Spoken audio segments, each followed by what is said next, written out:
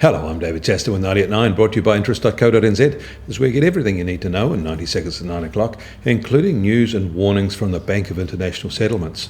They are the central bankers' bank, and they have said over the weekend that its members need to get back to their core role of fighting the upcoming rise in inflation.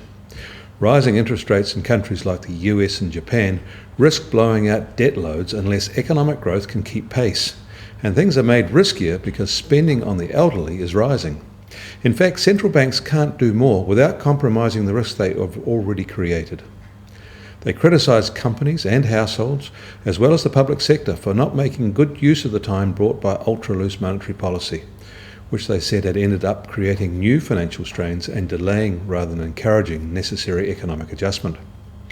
Bondholders in the US alone would lose more than $1 trillion if yields rise sharply, showing how urgent it is for governments to put their finances in order.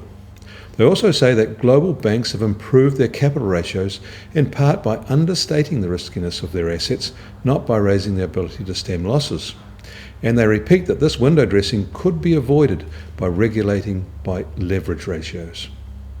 Meanwhile, last week, developing nations around the world scaled back or cancelled billions of dollars of bond sales as borrowing costs climbed the most since 2008, just as spending needs increase amid slowing economic growth. Closer to home, the BIS says that the big four Aussie banks are the world's most profitable on a returns on assets basis.